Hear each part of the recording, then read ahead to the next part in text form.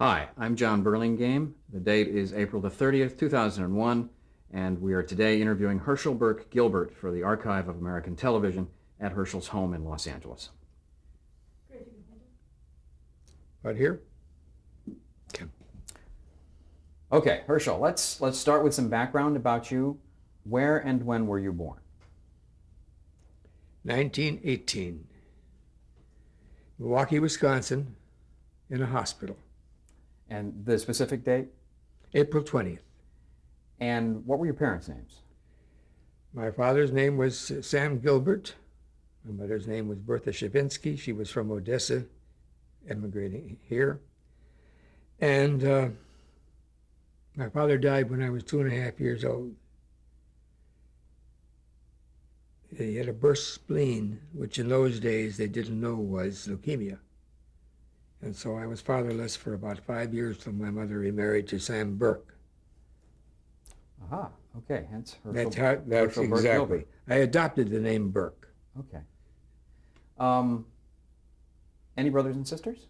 Yes, I had a half-brother, and then there's a step-brother who died at 38 in a little hotel right down the hill near Melrose of of coronary thrombosis at only 39. He was 11 years my junior. And he had his own, he was a radio announcer for a while as a DJ. Came out here and started at one of the early answering services. That's interesting. And he kept it going. And at that time, I was doing some pretty big pictures. He was never jealous of me. We'd have him to dinner very often, and we had a very good relationship. Okay. Were either of your parents musical? No place. In the whole family do we know any looking back. Well, when did you first begin to find music interesting? In the early days of radio, that dates me, we'd hear violinists on the radio, and I took a liking to the sound. How old were you?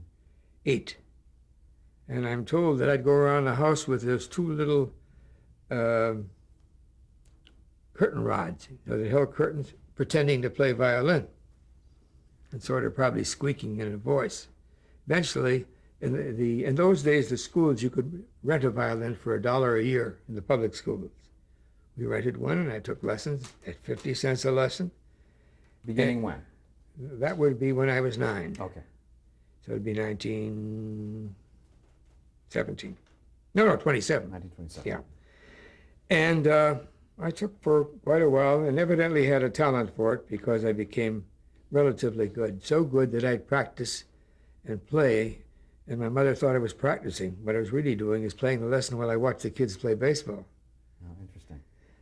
But I went into high school, Shorewood High School, which is the big high school, a suburb of Milwaukee. By then, my mother had remarried, and they had a grocery store, catty corner from the school, so it was very easy for me. Unfortunately, I didn't need a bicycle, but every kid wants a bicycle. And I became a member of the orchestra, in fact, concertmaster of the school orchestra. And in those days, in Wisconsin and all the Midwestern states, I don't know about the Western states, had yearly contests where high schools would get together in Green Bay or Wausau or some small city and have contests. And that's where I played chamber music and also concertmaster of the orchestra. So, did you then decide to pursue music in college? Oh, sure. I went specifically to the Milwaukee State Teachers College, subsequently purchased by the University of Wisconsin. But while I was there, it was a teachers' college. And they were teaching me to teach. I didn't want to be a teacher, but the curriculum was so marvelous. I studied with a great orchestration teacher, which is where I had my background and learned to orchestrate very well, as a matter of fact, and to compose. And that was strictly in my early years. In the third year, when we were interviewed, are you going to be a teacher? What are you going to do in the last year of your curriculum? I was asked 2 questions I still remember. One was, how come your name is Burke and you're Jewish? I said, I can't really tell you that, but it's my stepfather's name, and I wanted to use it in honoring him and feeling that, he was my father.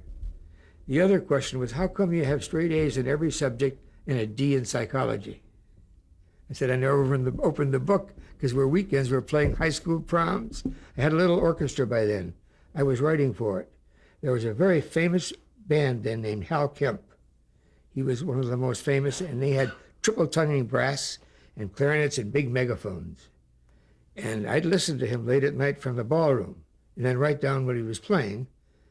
I was then 18. And bring it to my little band. And we would play it, and we sounded very, very good. And you would play proms and high school dances. That's right, and social centers were very big, where you got $25 for a 16-piece band. And this would be the late 1930s. Yes, exactly. Okay. Mm-hmm. And we used my father's grocery truck to take the music stands around for the band. So at this point, you were still playing, but you were also writing. Yes. And when I say writing, we're talking mostly arrangements, but also some original compositions? No, I didn't write it. At that time, I didn't write originals. Okay. Strictly arrangements of others. And you graduated? Oh, I graduated. No, I didn't graduate from that college. You didn't? By the third year after this interview, I decided this was not for me. I got an application, went to New York, and tried out for Juilliard. It was then called the Institute of Musical Art. At that point, was it the famous musical institution that it is today? Not as today, but it was famous. Okay. That's what attracted me. Certainly was prestigious. And it had very famous teachers. That's why I went. And I had 2 years there. And then I tried out for the graduate school. It was strictly a scholarship school, like Curtis, where you didn't pay to go. And I got in as a fellowship student for 2 years in conducting and composition. That would take you into the early 40s? 42. Okay. Actually 43. In 1942, my high school sweetheart had gotten a job in Washington. She was very efficient as a secretary, and only finishing high school, she could take fast shorthand, and that was in great demand. In fact, she told the story that one of the men from whom she took dictation was Thomas Finletter, who was Secretary of the Air Force. And he talked like this, and you never understand what he's saying. And she wanted to slug him, but of course she couldn't. But that's, then I called her at Christmas time and said, Trudy, why don't we get married? And that was time 1942? 42. Okay. And 2 days after Christmas, we were married. There was some opposition in my family because she was Catholic. I'm Jewish. But there was no argument between Trudy and me. And you're still married today? 58 years this year. Right. It's going to last. Yeah. I'll see to it. I think so. Okay, so you're in graduate school in New York, in what would become Juilliard, or what already was Juilliard. No, it was Juilliard. By then. And before that, it was a Damrosch school. And the fellowship was in conducting? Conducting, yes. And I studied with one of the finest conductors who died conducting the Philharmonic in the middle of a concert, Albert Stessel. He's written a definitive book on conducting. And I remember in La Mer by Debussy, he came to the portion where it's 2, 3, and 4 at the same time. He would conduct the 3 with one hand, the 4 with the other hand, and the 2 with his head. It was a neat trick, and we all loved it. Oh, amazing. Now, to date, so far, you've mentioned playing the violin. At some point, you also picked up the viola. Well, I was playing in the Juilliard Orchestra, which was it was really an orchestra of professionals, and that was an experience that any young person would relish, because the leading artists of the time, the leading pianists at school would play with us at concerts. First time I ever heard Shalomo on a cello was David Rhodes. You can't do better than that. And they needed violas. And I was a good violinist, but the competition is very, very steep. And the violas, for some reason, never shine like violinists. So I took up the viola, and I was playing first chair before I knew it, and I stuck with it. I played with the Brooklyn Symphony a couple of concerts, and we made extra money. Mm-hmm. And my boyfriend from Shorewood High School, Mr. Sandler, we call him, played violin. He, too, came to that school. So we had 2 of us, and we rented an apartment of 4 rooms with 3 violinists and a tenor. We'd never do that again. But it was a wonderful experience. One week we lived on carrots. Actually, we weren't quite that poor, but none of us would be embarrassed to write to our folks for money. At what point then did you go to Tanglewood to study with Koussevitzky? I didn't study with Koussevitzky. I played in the summer orchestra where they had students, and there was a bulletin board note to try out for a scholarship for the summer, to play with the orchestra, but also have coaching by their head violist, for example, and the same with their concertmaster. And I tried out, and I got this fellowship, and I went there for the summer of '42. It was a wonderful experience. The most important part of it is finding where Koussevitzky's beat was. He would have a beat like this. Now tell me, where do you come in? Nobody knew where he came in, yet all 60 musicians came in together. And I was finally told when he hits the 3rd button on his vest, that's where you come in. Oh, that's great. That's great. So you spent that summer at Tanglewood. That's right. And it was '42. And you met some rather distinguished people. Oh, well, Aaron Copland was teaching there.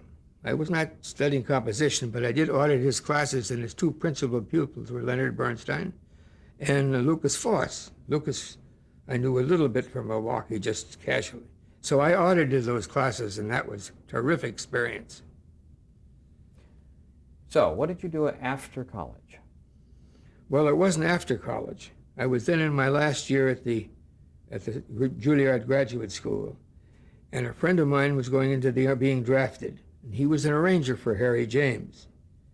He said, Herschel, why don't you try, he knew about my background, why don't you submit an arrangement and see if, because he's going to need someone to replace me. So on speculation, I made an arrangement of one of the tunes. As a matter of fact, it was Bésame Mucho, which was a very popular tune at the time. And I did something that I think no one ever did. You know, it was Bésame, Bésame Mucho, but in the between, I used the theme from the Brahms Second Symphony, Second Movement, da-da-dee-da, da-dee-da-dee-da, and it played just gorgeous. But nobody knew what it was except violinists. He had 8 strings at the time. And so Harry. Yeah. He hired me to be his arranger, one of them. Jack Mathias was the #1 arranger, did all the jazz stuff. He wanted me to do the sort of pop stuff and sweet string things. And then we played the Astor Hotel, we played the Paramount Theater. Is this in New York? York? I'm still going to Juilliard. This is in New York. Oh yeah, in Manhattan. Yeah. Okay. And so I'm conducting Mozart until 10 o'clock in the morning when I asked to be excused and run to the subway for the 11 o'clock show. And at that age, it doesn't matter. You can do anything. But that sounds pretty hectic. It was wonderful. Truly be waiting in the apartment with lunch or dinner on the table. You'd finish the show, get on the subway, have a quick dinner, get back, and that was our day for a long time. And then Harry came out here to make 2 pictures. Bathing Beauty was one at Metro, and the other one at Metro was 2 Sisters and a Sailor with various stars. How long had you been with the band when that happened? Not even a year. So this would be around 44 or so? No, it started in 42 and then ended in 43. Okay. And when I came out here and sat on the stage at Metro, I looked around and said, this is for me. And of course I went back to New York with Harry and came back a second time. Then we decided to stay. Why? Because I wanted to write background music for films. Let's stop there for a second and sort of explore that. Had you always found film music interesting? Or No. No? No, I didn't even know anything about film music, but I knew a great deal about music, about the famous composers and conductors. And I started in a couple of string quartets with my teaching. But no, I wanted to be a composer. And the film music seemed like such a challenge and so interesting because you're tied to something rather than the usual allegro form in which you write a rondo for a Beethoven piece or like a Beethoven piece. You're now writing for character. You're writing for drama. And that's very enticing to very many composers, as it was to me. And that's how that developed. I still maintain if you're a very good or an adequate composer, to say the least, but very good, as some of the composers were. Steiner was very big then. Newman, of course, was a big composer at the time. Korngold was still active. Korngold was, yes. Korngold was, of course, very legitimate, very classical. And that, to those of us who were classical-minded, that appealed to us. I didn't know if I'd get a job or not. Now, when was the second trip out here? 43. 1943. The spring of 43. Okay. Now, during that strike, during the time I was with Harry James, there was a musician strike, and no musicians were able to record. The recordings were all off, while Petrillo argued with the big people at the recording companies, with the heads of them. Petrillo meaning the head of the Musicians Union, Of the Federation of Musicians. It was a national, in fact, international, Canada and United States. Right. And so you couldn't play in there. And then when the strike was over, Harry wanted to go back to his swing style more, cut some of the strings, and I wasn't playing with him then. This was when now? This was in 46, the end of 46. Okay. At that time, I also got a letter from my draft board saying, buddy, it's time to get your name in here unless you're in a critical job or a crucial job to get a deferment. How I did it, I don't know, but someone recommended that I go out to Lockheed out here in Burbank. And I did, and I got a job, and the job was spray painting those little B-26s, the bombers. Now, I knew as much about spray painting. I don't know, do you know anything about spray painting? No, I don't know anything. Well, most of the fellows on there were 6 of us to a plane, so to speak. We're in their 40s, 50s, and 60s, old hands, and they knew. And they were very kind, and they taught me, and in a short time, I was a pretty darn good spray painter. So this was still during the war? That's right. So it would probably be around 44? That's right. Okay. And until it ended, and in effect, I didn't want that job. I did it because it was a help to the country, but really I did it to stay on the path of trying to get into music. Okay. So you did this for what, a year or until the war ended? That's right. The war ended in less than a year. Yeah, okay. War ended in 45. That's right. And at what point then were you able to make a little headway into the studios? Well, I started, in those days there was no tape. Remember, there never was tape until later. Right. When we played with Harry James, we played the 6 o'clock show for Chesterfield on CBS. We played it at 9 o'clock for California. That radio We played 2 shows a day for 1 performance for each section of the country. Right, on the radio. Exactly, on the radio. Well, there was no television. And they didn't have tape, but they made these big 16-inch discs just in case something happened, a catastrophe. The band wasn't there, for example, or whatever. They never really used them, but I got several discs with my arrangements on them and took them with me to California and used them as demonstrations. I called each studio. I called Newman, never got in to see Fox. I called Metro, never got in to see Metro. I called Columbia, and the leader there of music was Morris Stoloff, who was an ex-violinist and a very good one. And he listened to my records, the only one that did, mind you, with me in the room. He said 2 things, Herschel. They sound too good for Harry James. I'm not sure what he meant by that, but he said they were really string arrangements, which was my métier. I knew how to do it. And the other says, he said, you're too young. Why don't you get rid of that beard? You had a beard at the time. Yeah, you try anything, and I thought maybe you would get me into studios or something, and it did. Well, you probably look very distinguished. I have no idea. That comes later. Okay. So he put me on as an orchestrator. At that time, Arthur Morton was the head orchestrator for George Dooning. Who was a leading composer at Columbia. He was the main composer. And so the overflow I got. In other words, I was assigned to Tiomkin. I was assigned to... That's Dmitri Tiomkin we're talking about. Yes, there is no other Tiomkin. No, that's right. And to Heinz Remheld, who happened to come from Milwaukee also. We became very good friends. He was a very first-rate composer. There's a story there that might be a little interest to you. In those days, you got so much a page of orchestration, a union rate. Right. It was like that time $5 a day. Today it's $50 a page. Today it's $50 a page. Oh, actually, it can get Right. much higher. So Heinz Remhild, who was a crackerjack composer, wrote a piece, a chase. This was the Red Skelton picture called The Fuller Brush Man, which was a big comedy of the time. There was a big chase, and for 2 reels, that's almost 20 minutes, he's going through a school being chased by the bad guys. At that point, he hits the band room, and naturally hits the xylophone, the cymbals, the drums, slides across a marimba, every trick in the book which is used. And Heinz Remhild wrote a fabulous chase in 1/4. Now that means every 2 notes is a separate bar. And it goes like this: 1, 1, 1, 1, 1, 1. Now that means 1, 2, 3, $5. 1, 2, 3, $10. 1, 2, 3, etc. And Arthur Morton, who was the big man there, said, "How come you're getting all the money there and I have to work 4 times as hard to make the same thing?" But it was a great experience working for Heinz Remhild. Also, there was a songwriter named Werner Hamann that one producer hired. Now, this was strictly a songwriter. And those of us who were trained orchestrators had learned from experience, when you're on such an assignment, you do your best to make the notes right first, meaning the bass notes. Because unless you're trained, you don't know which bass notes to use.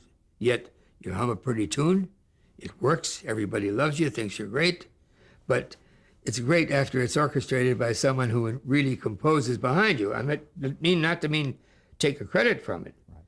But he would give me a little sketch with 1 line of notes and no chords and say, "You know, Herschel, make it sound like Mozart," which I did. And that was the job. That's right.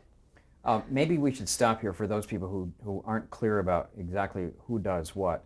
A composer, can you define for me what a composer does, what an arranger does, and what an orchestrator does?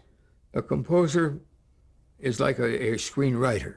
He gets ideas in music. He ends up writing some kind of melody or melodic area and maybe some rhythm to it, but he could do just that, and that's it. Most composers write the whole thing. They write all the notes for the flute, trumpet, percussion, violins, violas, for the whole score. The reason they use orchestrators is because the money is so tight on all pictures, even today, that if you, as a composer, stop and take 8 weeks to write a score, that could be hundreds of thousands of dollars more cost of the picture, not from the composer, but the bank loan. So they're willing to pay an orchestrator to take that load off the composer. And the orchestrator usually puts down just the notes he had. And it's almost like a grandiose copyist. The arranger is in between there. The arranger finds fault with some of the music. Well, fault isn't the right word. He finds a deficiency and writes another melody to the melody called counterpoint. Or he'll write an interesting rhythm that captivates the audience, perhaps that the composer didn't think about. So it enhances the tune somehow. Very much so. Okay. But there's no fee for it. It's part of the orchestration fee. There isn't a fee for it because it's creative work, and composers cannot have a union since they're supervisory employees. And therefore, there's no union to represent arrangers. Okay. How long did you stay at Columbia, and were you under contract there? There was no written contract ever. It's strictly a casual date. Okay. A date after date, but I was there. By the way, did you get into Columbia in 46? Yes. Okay. And I was there through 49 or 50. And then some of the producers for whom I had worked as an orchestrator or arranger were starting their own companies. It was the beginning of independent films. And they would make small pictures. Gloria Jean came over from Universal and did this very small musical, small meaning in budget. And he needed a music director and composer. Arthur Dreyfuss was the director's producer's name. So he's seeing what I had done on the picture he'd worked at Columbia. He said, "Would you want to do my picture for me?" And that's about how I started.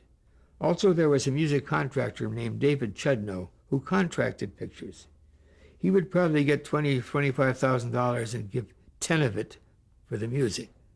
That included composer, conductor, orchestrator, copying, and the orchestra. Now, the Chudnow the Chudnow situation is interesting to me.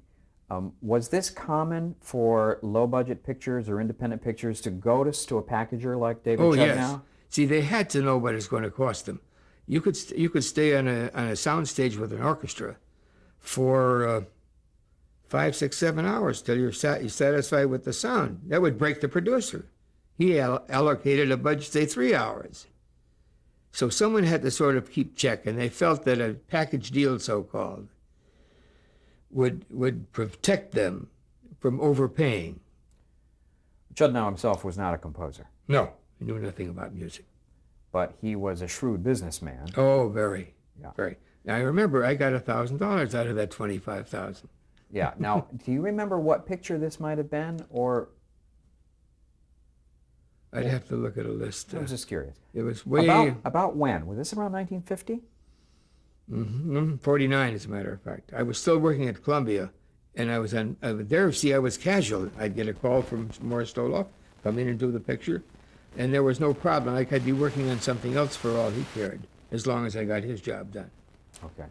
And by the way, some of the pictures you orchestrated on at Columbia, whose names we might know, did you work on It's a Wonderful Life, for example? I did a couple of cues for it, yes. Which was a Dmitri Tiomkin score. That's right. I also did Duel in the Sun, but that was for Selznick. But that's a pretty big movie Oh, yes, it with a is. Tiomkin score. Yeah. Oh, yes. What was Tiomkin like to work for? Well, he was a very good pianist, an outstanding. He was going to be a concert pianist till he hurt his shoulder and couldn't do that. Then he became a composer. And he wrote simple melodies that were very popular, especially westerns. He teamed up with Ned Washington, a very famous lyric writer, and they wrote some very big hit songs. Yeah. And I orchestrated for him, and he was very nice. But I remember one exhibition in particular. He had a piece of a sketch, big sketch, that he gave to me. And I said, Demi, I'll call him Demi, this isn't going to sound right. Because you have the violins all together, the violas all divided, cello's divided, bass is divided. It's too thick. It won't record well. That's okay, Boychik, he would say, just do it. And I did it. I wrote just what he had for the orchestra. Now it happens I was still playing viola, and he hired me to play the dates, so I was on the stage when he was recording it. And Selznick was on the stage. Now he came to that piece, and he rehearsed it. And now he said, violins, don't play all that divisi, just play the first and second line. Second violins, just play the one line. Viola, and he proceeded to take 2 hours to simplify the piece the way I had asked him to do in the first place. You see, which cost Selznick probably several $1,000s. But Selznick thought he was a genius to take this piece of music and make it sound so good. That's great. And these are the things you go around, and talk with other orchestrators as part of the jargon of the time. Yeah. Okay. Let's take a quick break there.